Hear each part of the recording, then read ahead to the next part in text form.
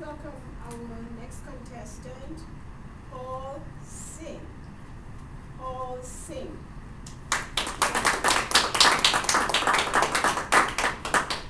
Madam Contest Master, fellow Toastmasters, and honored guests, and especially Ternessa. Ternessa, I loved your speech. Two amazing things. You have a gift of describing the situation so well. I felt like I was in the cab with you. Okay, I could take the polygraph test and pass it. I was so vivid. The memories are so vivid in me.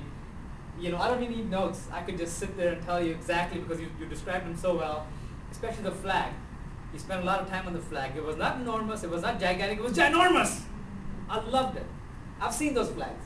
I've seen a flag like that at a dealership near my house. It's huge, and so I could relate totally.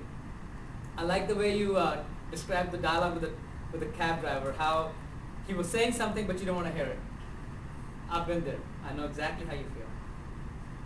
How he wanted to talk about the baby names, and you described us in vivid color. How they take the first name as a family name, and then when they grow up, they give him the real name and all that. So that was great.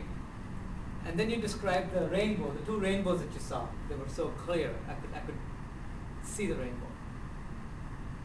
And then you talked about the economy, how the person brought up the economy, the cab driver brought up the economy, and how he taunted to you that you're a federal worker, you're not affected by the economy.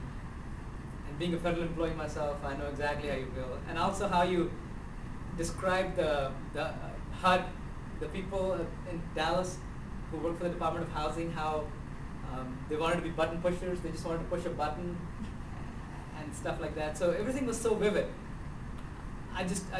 You're such a great storyteller. It was a pleasure listening to your speech. Two amazing things. Now, I want to give you a couple of steps to improve. First of all, you stayed behind the lectern. And as you know, 80% of the communication is nonverbal.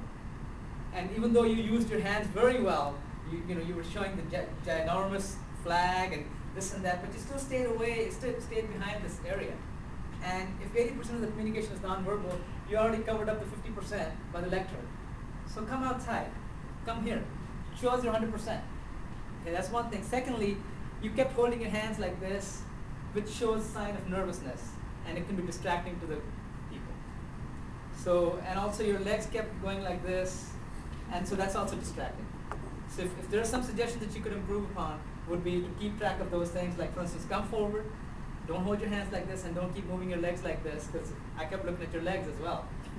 So had you not done that, your speech would have been even more wonderful. Again, I loved your speech. I thought it was fantastic. Two amazing things. Oh, one more suggestion I wanted to make.